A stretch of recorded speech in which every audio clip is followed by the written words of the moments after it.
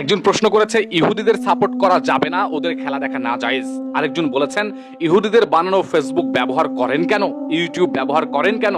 আরেকজন উত্তর দিয়েছেন, কি উত্তর দিয়েছেন সেই উত্তরটা আমি আপনাদেরকে একটু শোনাতে চাই, যাতে করে আপনারা ক্লিয়ার হতে পারেন যে আমরা তো অনেক সময় বলি বা আমাদেরকে অনেকে প্রশ্ন করে যে আপনারা ফেসবুক কেন ব্যবহার করেন, ইউটিউব কেন ব্যবহার করেন, তাদের জন্য উত্তরটা, আমরা টয়লেট ব্যবহার করি কিন্তু টয়লেটের গায়ে মাখি না, টয়লেট ব্যবহার করি নিজের প্রয়োজন পূরণের জন্য।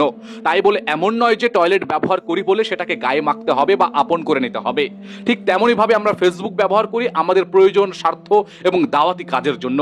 কোনো প্ল্যাটফর্ম ব্যবহার করার অর্থ এই নয় যে তার মালিকদের সব চিন্তা চেতনা আদর্শ লালন ও তার গোলামি করতে হবে, দাস হতে হবে। নবীজি সাল্লাল্লাহু আলাইহি সাল্লাম ব্যবসায়িক ও দাওয়াতি প্রয়োজনে ইহুদিদের সঙ্গে লেনদেন ও সম্পর্ক রেখেছেন, কিন্তু কখনো তাদের ভ্রান্ত বিশ্বাসের অনুসারী হননি। আমরাও তাদের তৈরি প্ল্যাটফর্ম ব্যবহার করে সত্যর দাওয়াতি দিই, প্রয়োজনে তাদের ভুলের বিরোধিতা করি। আমাদের মধ্যে এমন গোলামি মানসিকতা নেই যে কারো তৈরি প্ল্যাটফর্ম ব্যবহার করছে বলে তার অন্যায়ের বিরুদ্ধে কথা বলা যাবে না। তারা যদি আল্লাহর জমিন থেকে আল্লাহর অবাধ্যতা বিরোধিতা করতে পারে, তাহলে আমরাও তাদের প্ল্যাটফর্ম ব্যবহার করে সত্যের পক্ষে কথা বলবো, তাদের বিরোধিতা করব এবং অন্যায়ের প্রতিবাদ করব।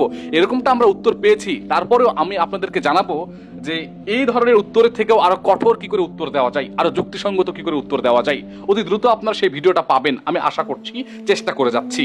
আর একটু এর মধ্যে দু একটা বাক্য আপনাকে বলতে চাই।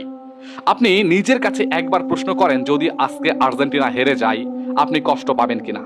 কষ্টের কথা বলেছি, মন খারাপের কথা বলেছি, অশ্রুসিক্তর কথা বলেছি, বা ইস হেরে গেল এই ধরনের কথা বলবেন কিনা। ব্রাজিল যদি হেরে যায় এক্ষেত্রে আপনি এরকম আচরণ করবেন কিনা। ফ্রান্স, স্পেন, জার্মান থেকে শুরু করে পর্তুগাল থেকে শুরু করে যে কোনো দল, মুসলিম অমুসলিম যে কোনো দল যদি হেরে যায় আর ওই সময় যদি আপনি এই কথা বলেন ইস হেরে গেল, তাহলে আপনার ইমানের অবস্থাটা কোথায় চলে যাবে একবার নিজের বিবেকের কাছে প্রশ্ন করবেন।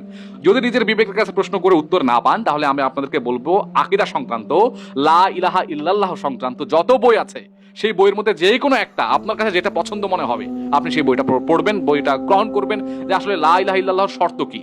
আপনাকে পড়তে হবে আসলে আকীদা ব্যাপারটা কি। আপনাকে বুঝতে হবে যে তাদের পক্ষে সাফাই গাওয়া বা রাসূল সাল্লাল্লাহু আলাইহি ওয়াসাল্লাম যে আদর্শ, এই ব্যাপারটা আপনাকে জানতে হবে, বুঝতে হবে যে আসলে রাসূল সাল্লাল্লাহু আলাইহি ওয়াসাল্লাম কি আমাদের আদর্শ। একজনকে আমি আদর্শ হিসেবে গ্রহণ করলে তার কোন কোন গুণাবলী আমরা গ্রহণ করতে পারি, একবার এই ব্যাপারটা একটু যাচাই বাছাই করে নিজ দায়িত্বে। আমাকে আবার প্রশ্ন করে বসেন না যে ভাই আপনি বলেন। আমি বলবো, আমি তো বলি আপনাদেরকে, আমি তো জানাই আপনাদেরকে, তারপর আমি আপনাকে বললাম একটু যদি মুসলমান হয়ে থাকেন, যদি নিজেকে আসলে নিজের নামের শেষে যদি ইসলাম, মোহাম্মদ এগুলো যদি যুক্ত করেন, এগুলো নাও যুক্ত করেন, অসুবিধা নাই। যদি আপনি আসলে মনে করেন যে আল্লাহ আছেন, রাসূল আমাদের শ্রেষ্ঠ নবী ও রাসূল, তিনি আমাদের রাসূল, তিনি আসলে আমাদের জন্য আদর্শ, যদি এতটুকু মনে করেন তাহলে ঠিক আছে। আর যদি মনে করেন যে উনি সেকেলে, উনি পুরাতন, নাউজুবিল্লাহি মিন যালিক, আপনি আবার যদি মনে করেন যে ইসলাম এই যুগে চলে না, অচল হয়ে গেছে, নাউজুবিল্লাহি মিন যালিক, তাহলে ব্যাপারটা ভিন্ন, কারণ আপনি তখন ধর্মের বাইরের লোক হয়ে গেছেন।